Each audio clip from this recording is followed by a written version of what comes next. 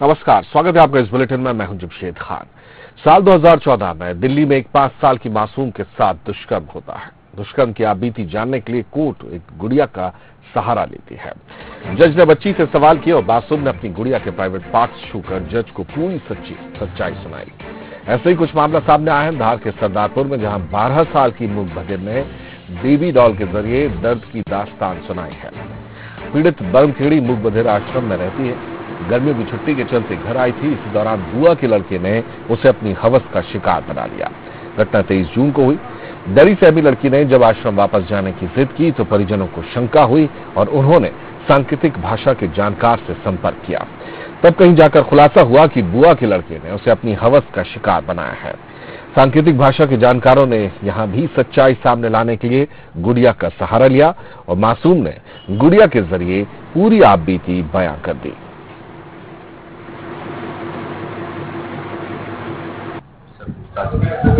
तो तब उसने पूरी घटना इशारों में और बेबी डॉल के माध्यम से बड़ी आसानी से समझा दी कि उसके साथ क्या हुआ था।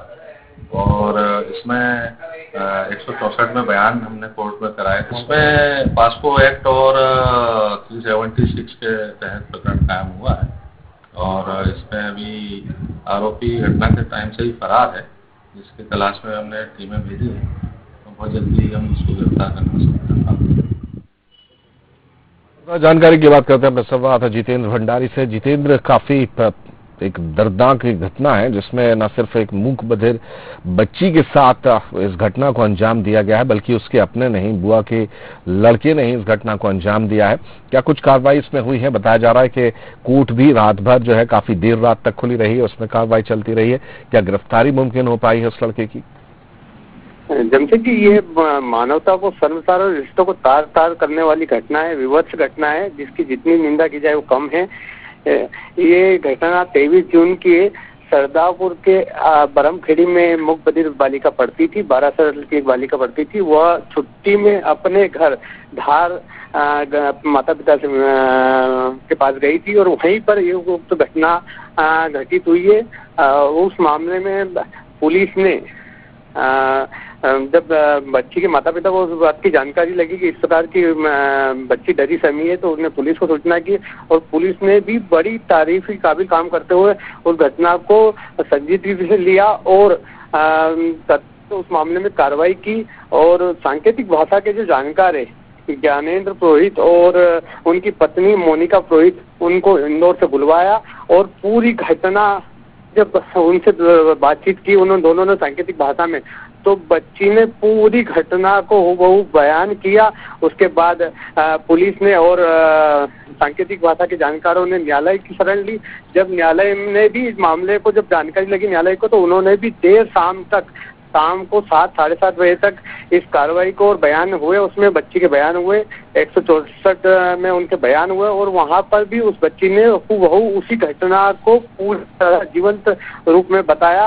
वास्तव में ये घटना समाज में एक कालिक की तरह घटना है और इसके मतलब इसमें जितनी कड़ी कार्रवाई होना चाहिए मतलब मांग होना चाहिए। और पुलिस भी आरोपी के खिलाफ पास्को एक्ट के तहत मामला दर्ज किया है। जमशेद जी, आप हमारे साथ बने रहिए। जितेंद्र, इस वक्त हमारे साथ ज्यादा बातचीत करने के लिए खुद सांकेतिक भाषा की जानकार मोनिका पुरोहित फोन लाइन पर जुड़ रहे हैं।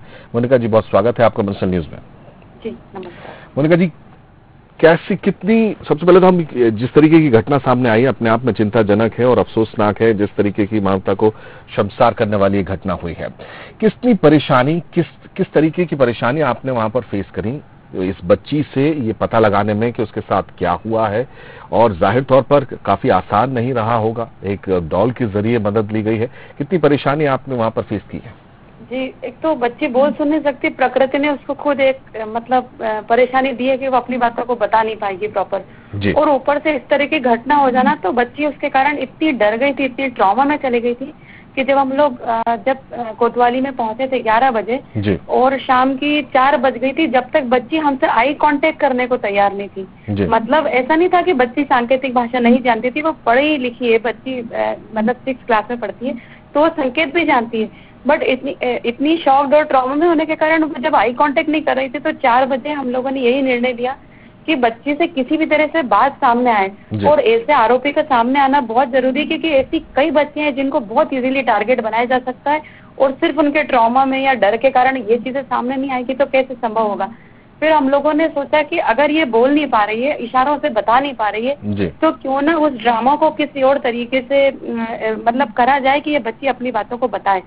तो फिर हमको एक आइडिया आया, और ये एक ऐसा आइडिया जो भारत में अपने आप में मैं कह सकती हूँ दावे के साथ, मैं पहली बार किसी बच्ची ने इस तरीके से अपनी बातों को पेश करा है सामने। बिल्कुल। तो हमने 2 डॉल जो खिलौने रहते हैं, तो उसमें दोनों जेंडर की डॉल ली है, एक बॉय की भी ली है और एक गर्ल की भी ली, और हमने है ना उसको बच्ची को डॉल दे दिया। तो उसकी वाकई में डॉल से ही खेलने की उम्र है, बट बड़ा दुखद रहा कि डॉल देने के बाद में जब हमने उससे संकेतों में पूछा कि क्या हुआ, तो उसने घटना को पूरा डॉल के जरिए हमको बताया, खिलौने के जरिए बताया कि किस दर्दनाक तरीके से उसके साथ ये घटना हुई है। बिल्कुल। मोनिका जी, कैसे आप लोगों ने इसको जीरो इन कैसे किया कि जो आरोपी पर जाकर केंद्रित हो गई, क्योंकि ये तो जाहिर तौर पर अपनों पर कोई सवालिया निशान इस तरीके से लगाता भी नहीं है, शक के दायरे में भी कमी आते हैं। कैसे जीरो इन किया गया कि आरोपी बुआ का लड़का है? क्या इस बारे में कुछ फोटोग्राफ? एक्चुअली वो घर में काफी टाइम से बताने की कोशिश कर रही थी अपने मदर को कि इसी लड़के ने कुछ किया है, लेकिन उसकी भाषा मदर नहीं समझ पा रही थी। लेकिन जब हम पहुंचे और जब हमने डॉल के सहारे सारी चीजों को पूछना चालू करा, तो उसने इंगित करा कि जो ये मेल डॉल है ये यही लड़का है जो फोटो में मतलब है, और वो उसका क्लोज रिलेटिव है। तो हमको बड़ा दुखद लगा कि बच्ची अपने ही घर में सुरक्षित नहीं है, अपने रिश्तेदारों के साथ सुरक्षित थी, कहाँ पर फिर वो जाएगी अपनी बातों को बताने और अपनी सुरक्षा को लेकर। बिल्कुल, जाहिर तौर पर मोनिका जी एक अच्छा प्रयास आप लोगों की तरफ से रहा है, जो क्योंकि एक पहले ही बच्ची पीड़ित है, पहले ही वो बेचारी जिस तरीके से मूक बधिर है और वहां पर अपनी समस्या जो है वो सामने नहीं रख पा रही है, ट्रॉमा में गुजर रही है, उस वक्त दर्द से गुजर रही है। क्या आगे कुछ कोशिश की जा रही है? किस तरीके से इसके बयान दर्ज होंगे? बताया भी जा रहा है एफएमसीजी कोर्ट भी जो है वो अभी कोर्ट में 164 में भी उसके बयान हो गए, और आप मतलब मुझे इतना वो लगा कि जब हम उसको कोर्ट ले गए तो उसने दोनों डॉल को अपने साथ में लिया था, और वहां पर भी जो हमने उसको संकेतों के माध्यम से मेंटली तैयार करा कि अब हम तुमको एक ऐसी जगह ले जा रहे हैं जहाँ पे तुम अगर बताओगी तो ये जो लड़का है ना इसको सजा हो सकती है। इस तरीके से जब हमने उसको समझाया तो उसको फिर भी वो संकेतों के माध्यम से तैयार नहीं हुई, लेकिन उसने वापिस से वो एक्ट उन डॉल के साथ में कोर्ट में करके बताया।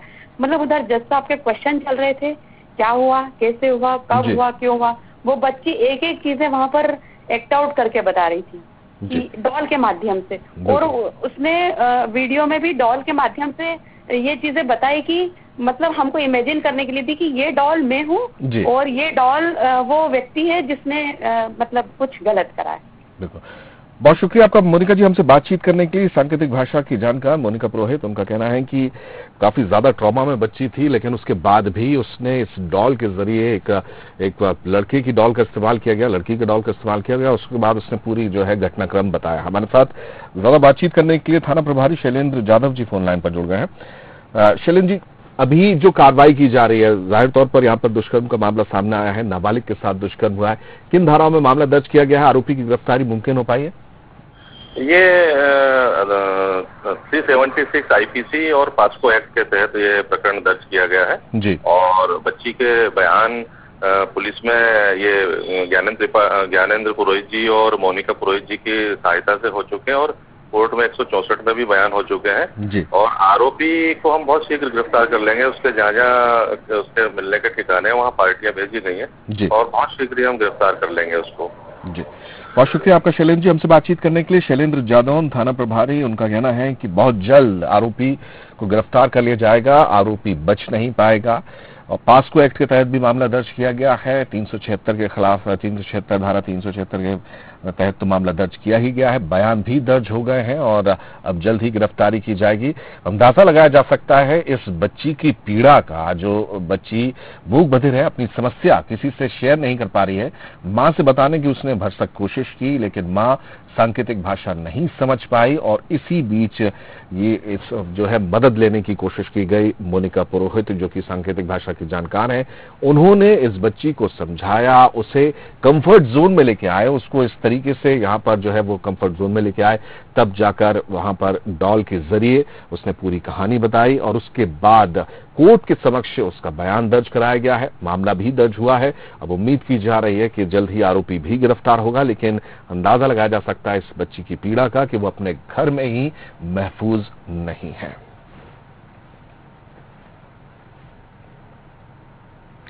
खबर इंदौर से भी कुछ